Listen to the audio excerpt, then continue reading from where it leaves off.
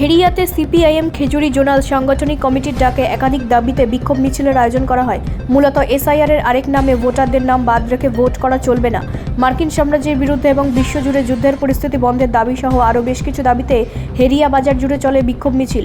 পরে মার্কিন president Donald Trump ও নির্বাচন কমিশনার জ্ঞানেশ কুমারের পুষ্পপুতুল দাহ করা হয়। এই বিক্ষোভ মিছিলে নেতৃত্ব দেন সিপিএম নেতা হিমাংশু দাস।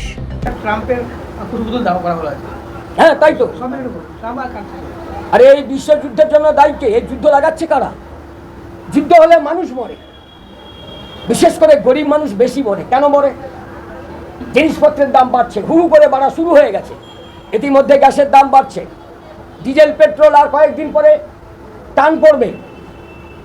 পরাধীন ভারতবর্ষ 200 বছরের লড়াই করে যারা জীবন দিয়ে স্বাধীনতা আনলো, যারা ব্রিটিশদের পা চাটছিল, জিদ দিয়ে চাটছিল, মুচিলেখা দিয়ে জেল থেকে বেরিয়ে এসেছিল স্বাধীনতার সময়, তারা আজকে কি করছে? আমেরিকার পা চাটছে। তারা ক্ষমতায় বসে আমেরিকার পা চাটছে। আমাদের দেশের প্রধানমন্ত্রী কে? ডোনাল্ড ট্রাম্প না মোদি? এই প্রশ্ন উঠছে। তিনি নির্দেশ দেবেন আমাদের কোথা থেকে তেল কিনতে হবে ঠিক করব।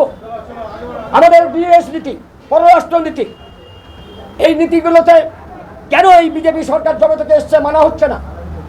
আমরা 90-এর দশক থেকে বলে আসছি আমরা এসবের বিরুদ্ধে। প্রতিবেশী দেশগুলোকে নিয়ে সুষ্ঠুভাবে আমরা বেঁচে থাকতে চাই, শান্তিতে থাকতে চাই। যুদ্ধ কেউ চায় না।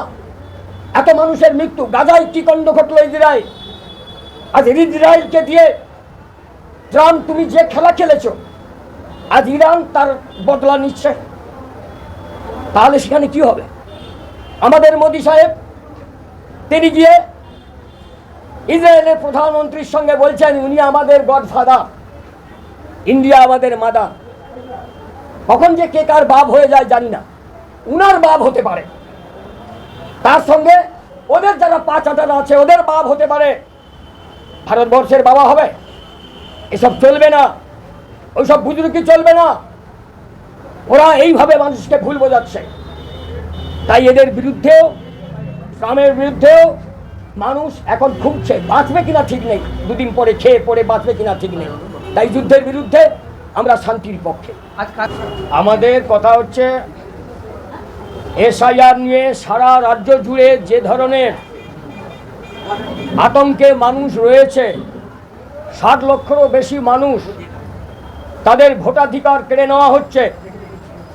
প্রশাসন বলছেন যে তাদের নাকি বিচারাধীন চলছে। এখন ম্যাজিস্ট্রেট থেকে জুডিশিয়াল এই দুটি জায়গায় চলে গেছে। জানি না কতদিনে তারা ভোটাধিকার পাবে। আমাদের কাছে যা খবর, এ পর্যন্ত 6 লক্ষ নাকি সমাধান হয়েছে। তাহলে বাকি কি হবে?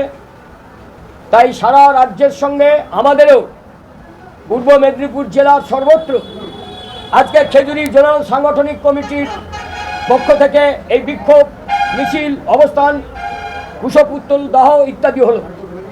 কিন্তু এটা চলছে, গত 2 তারিখ থেকে আমাদের চলছে, আমাদের জেলা ও রাজ্যে।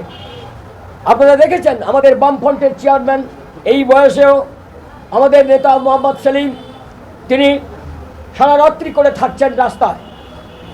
আর এদিকে আমাদের দিদিমণি তাদের পোষা কিছু অফিসারকে লাগিয়ে দিয়ে নির্বাচন কমিশনের সঙ্গে টাই আপ করে দিয়ে এই 60 লক্ষ মানুষকে, ভোটারকে ঝুলিয়ে রাখছেন। দুজনের সেটিংয়ে এসব হচ্ছে। তাই মানুষ ধরে ফেলেছে, মানুষ চাইছেন তার ভোটাধিকার ফিরিয়ে দাও। আমাদের দাবি, সিপিএমের দাবি, বামফ্রন্টের দাবি, বাম ও সহযোগী দলগুলোর দাবি। কিন্তু তৃণমূল, বিজেপি এ বিষয়ে কি বলছে? কিছুই বলছে না। ব্যুরো রিপোর্ট, রাষ্ট্রীয় প্রসার বাংলা।